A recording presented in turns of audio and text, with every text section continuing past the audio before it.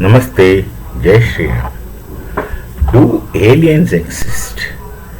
Is a question of big confusion. It's a question of big confusion because there are two things which are right in front of us.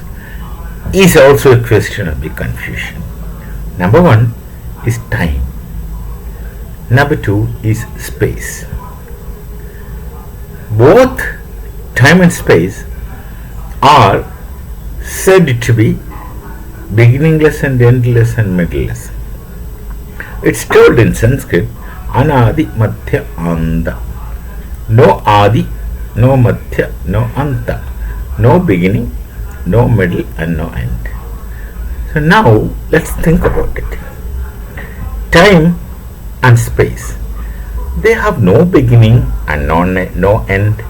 Now I will talk about the limitations of our mind or brain, whatever. Mind, of course. Brain is still mundane. Mind is some way transcendent. Though somebody would like to treat mind as a quality of brain, but let's keep it waiting. Can one imagine or can one envisage a situation of space without end and beginning? If it is endless, I tell you won't be able to take food because you'll be so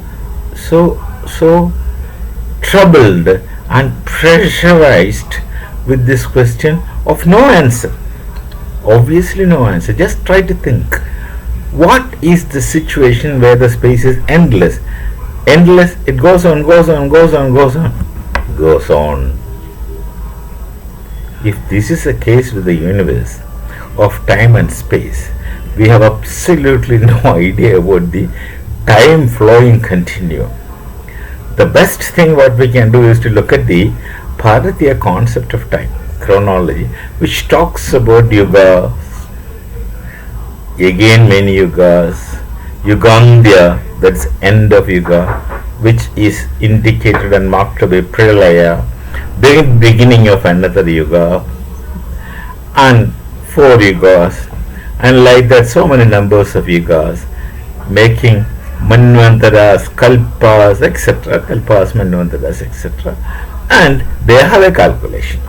We are, I think, in the 7th or 11th manvantara something, I am not very sure, which has a name that is Manava Manvantara. We are in Kali Yuga of Manava Manvantara, this I remember. So that is a very long concept of time with a long number, numerical, so many zeros, etc. Can't pronounce, can't count. They could count it in Sanskrit, but not in any other language. So since this being the case, look at this time. Look at the space concept. If this is the case, then time must have been there before us. How back? How before? That's not right to imagine, impossible. Space also is the case. We know about galaxy, Milky Way, name, etc. We know. We also know so many numbers of galaxies are there in our knowing space. See, if this is the case, what prevents one from envisaging a possibility of lives elsewhere in this infinite space? Could be quite possible. So logically, how can we say that this is the only life and this is everything? This is this is the universe, or from here you can estimate the cosmos. No. You are becoming too ambitious if you think that way. Now, forget about that. I would agree with the Feuerbach here, Ludwig Feuerbach, who said, man created God in his own image. I mean, that particular expression is what attracted Marx to Feuerbach. Man created God in his own image. In all likelihood, that's the case. Otherwise, it could have been created in the image of some aliens who are similar to man, with slight differences, etc. The Greeks also have that concepts of gods and goddesses. They're not human. but looks like us. But then when you go close to them, you find them different. And the Greeks have a concept of heroes, that is man-god hybrid, which is quite possible in Greek theory. Of course, Greece comes much later, much later from the Bharatiya knowledge tradition, Bharatiya Sanskriti knowledge tradition comes much later. Nonetheless, they are the best ones in Europe, undoubtedly, in thinking abilities, in understanding, undoubtedly the best ones in Europe. But then, in Europe, we have got many isolated areas which talks about civilizations. 50,000 years before somewhere, something like that. So all these indicate a possibility of life outside who knew this place, who must have been coming and going, etc. So that possibility is there.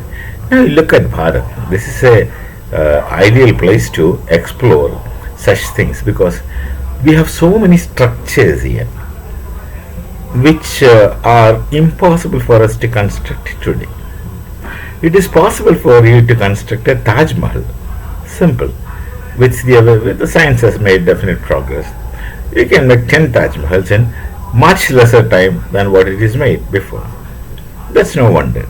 But you can't understand how the Kailasnath temple is created. Carved out of a rock from top to down and no remnants. Where the carved rocks had gone, and today's calculation defies because it takes so much of time to remove all the debris. Carved rocks, nowhere nearby such things are found. And it's not that ancient. It's not 50,000 years old. It's less. That we can't understand how it is made. So many temples, Mathura, Meenakshi. Actually, I think it's not Meenakshi temple, it is a Shiva temple. Meenakshi's Devi, Mother, Shakti, Parvati. After see all the Shiva temples, in after some time becomes focused more for the mother principle, and that was a change which took place. So, but Meenakshi is Meenakshi. For a Hindu, it's all the same. We are happy only to worship Shankar Bhagavan also, Devi Ma also, anyone. So that is a marvel how things are created. Look at each temple in Bharat which are old, how they have created so many things. So they must have been a supply of higher technologies from outside. And then you see, it doesn't take long time for a civilization to go extinct. Even our Vedic society itself became non-existing. I won't say extinct because we are continuation of that society. That become non-existing in that time. I mean, in that sense, in that knowledge system, they have shifted elsewhere.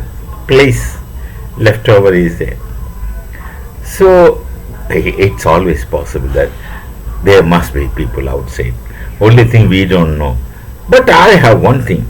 Why do people make aliens like very strange and very funny kind of appearance and faces? Big eyes and very big heads and very frail bodies. This is what the Bollywood pictures present. This kind of pictures. But it's not necessary that they will look so withered away and ghastly and ghostly.